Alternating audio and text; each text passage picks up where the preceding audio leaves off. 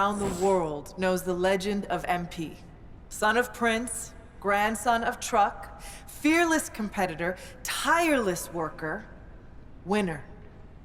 And while the seeds of all of this were planted long before I met him, the MP that I met was, in many ways, still a child. Now, I don't mean that as an insult. When he first walked into my office, he was only 19 years old. How many of you were fully formed adults at 19, huh? Shaq? I'm looking at you specifically, buddy.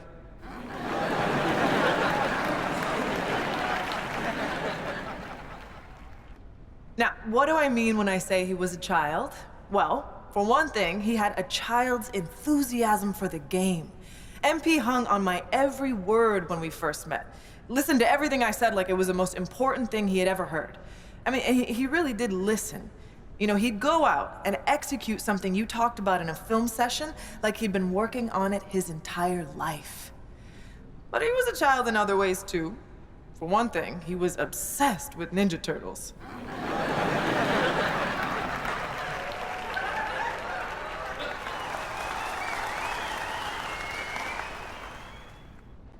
I'm serious. He had the figurines and everything. He said they'd be worth a lot of money one day, but I'm pretty sure he played with them when no one was watching.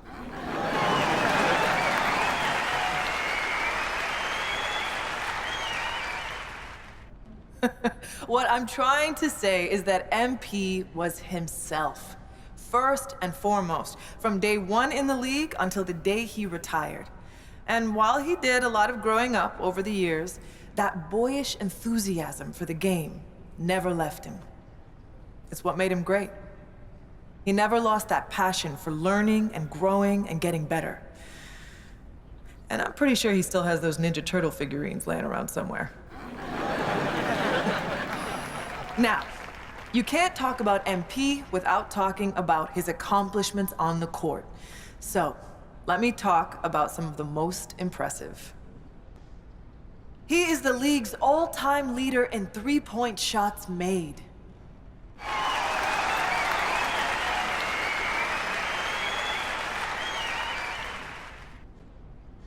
Nobody ever shot it from downtown like my guy MP, and nobody ever will.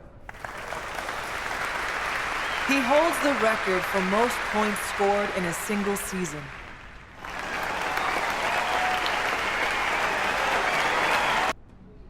That's right. He scored more points in a single year than Wilt. More than MJ, more than LeBron, more than whoever your favorite's favorite is. MP was that dude. He holds the record for three-pointers made in a single season.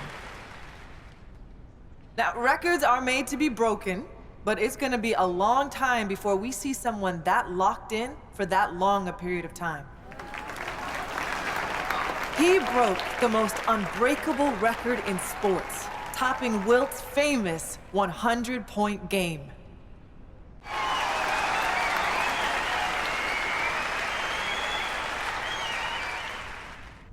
I mean, come on! Will anyone who witnessed that masterpiece ever forget where they were when they saw it?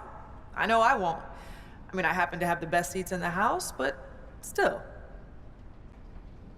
Look, I could go on and on about the greatness of MP, but I know he likes to do that too. So, rather than step on all of his toes, allow me to introduce the man you are all here to see, the legend, the GOAT, MP.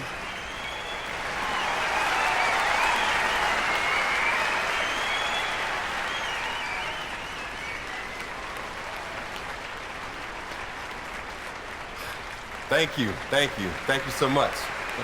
And thank you, Coach Warren, for that beautiful introduction. Some people might be wondering why you took a few shots at me in my extremely valuable collectibles, but anyone who knows you knows you're a master motivator. And anyone who knows me knows I rise to the occasion when I've been disrespected. So once again, thank you. Thank you from the bottom of my heart for helping me unlock the best version of me.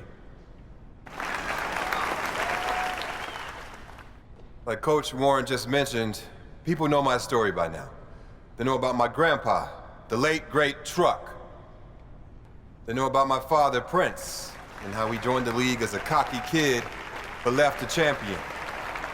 But what they might not know is that throughout my career, me and my dad would have these sprawling conversations late into the night, where we talk about the history of the game and my family's place in that history.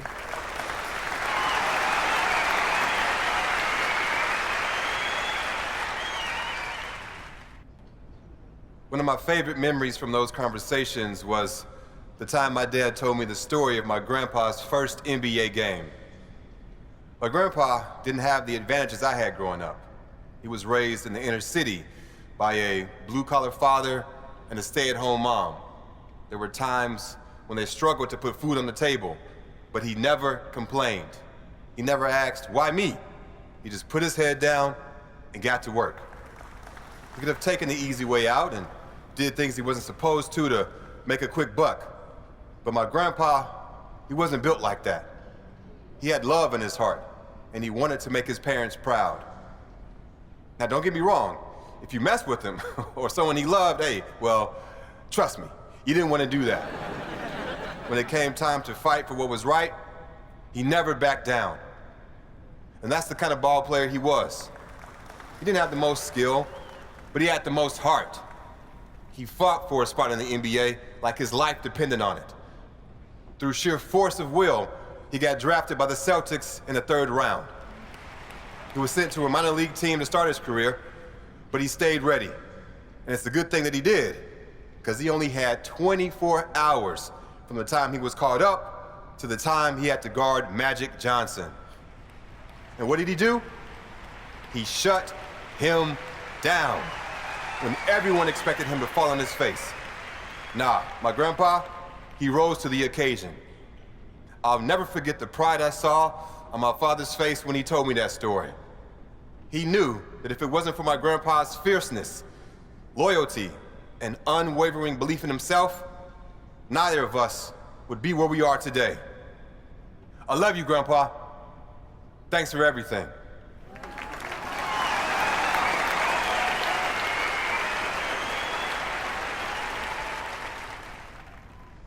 One of my favorite moments from those conversations was when my dad told me about the game that my grandpa outdueled Michael Jeffrey Jordan. Everyone remembers Truck as a defensive force, a great locker room guy, a valuable veteran mentor who showed young guys the ropes. But what most people don't remember is that the man could hoop.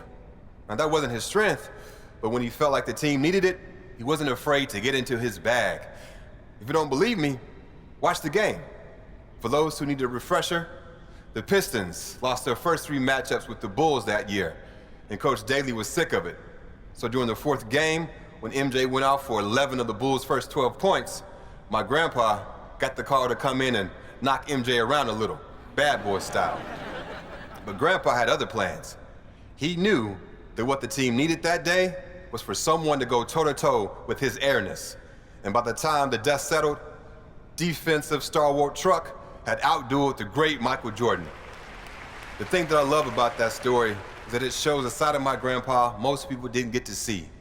He sacrificed for his family, and he was a really serious guy, but he loved life, and he loved the game of basketball. And every once in a while, that fun-loving guy would come out of his shell and show the world that you can't pigeonhole someone, no matter how well you think you know them.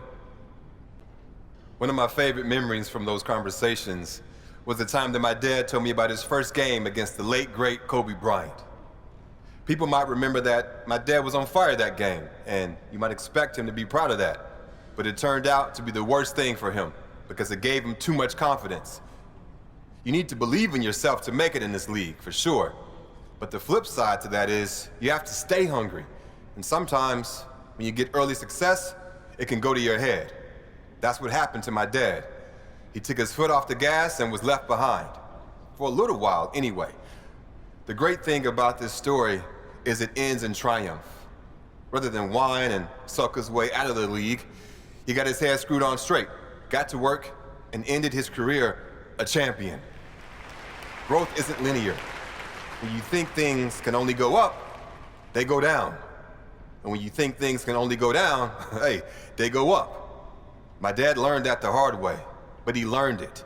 And that perseverance is something I'll always respect about him. One of my favorite memories from those conversations is when my dad told me about shutting down the great LeBron James in the NBA Finals. I love you, LeBron, don't get me wrong, but this is my moment, so I gotta tell this story.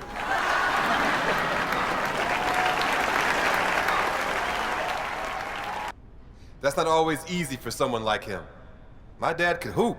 He had everything in his bag. But the proudest moment of his career was Game 4 of the Finals, when he used every last ounce of energy he had to shut down the greatest player on the planet. And again, I'm sorry, LeBron, but he held King James to under 10 points. Do you understand how wild that is in that moment? Lots of people still think he's some brash kid with no respect for the game. But those who knew him and love him like I do understand that he's a human being, one who learned from his mistakes and came out on the other side a better ball player and a better human being.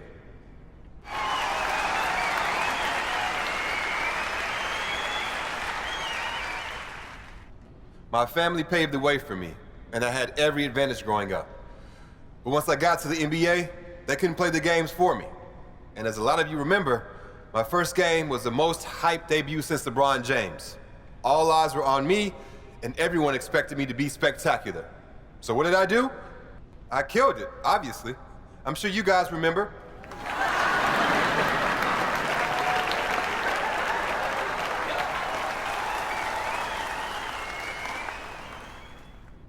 $20 million people watched that game.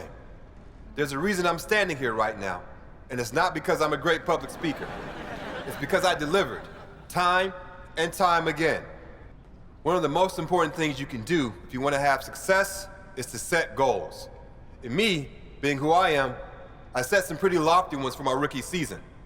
I wanted to be the first player in NBA history to win Rookie of the Year, MVP, a championship, and Finals MVP. And I did it.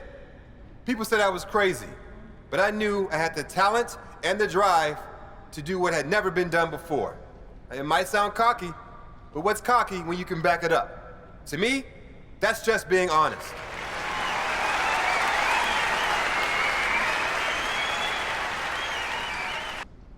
When people talk about my career, one of the first things they mention is how many championships I've won.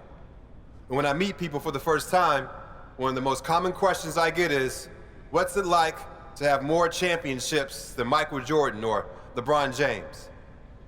Most people think I'll talk about the glory, the money, the fame. But when I think about those championships, I think about the people I shared those moments with. Winning means nothing if you have no one to share it with. So I'd like to thank every teammate, every coach, every friend, every family member, and every mentor who was there for me during my playing days.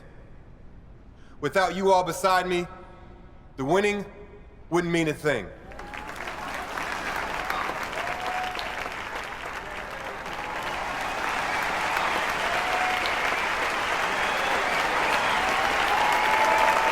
I don't want to take up too much of your time, but I do want to touch on this GOAT discussion that's been making the rounds after a couple of high-profile pundits have named me the best to ever do it. On the one hand, it's flattering. When you work as hard as I do at something like this, of course, a part of you wants to be the greatest. But what a lot of people in my situation won't admit is that so much of what I've accomplished comes down to luck. Yes, I made the most of my situation. But if I'm 5'0", basketball is completely off the table for me. I got lucky with my genes, lucky with my family, and lucky to be born where I was, when I was. So if you consider me the GOAT, well, I appreciate that. I'm proud of that. But to all the people in the world who can't do what I do, who aren't rich or famous, I want you to know that you're loved for who you are by the people who matter most. And that's way, way more important than anything you can do on the basketball court.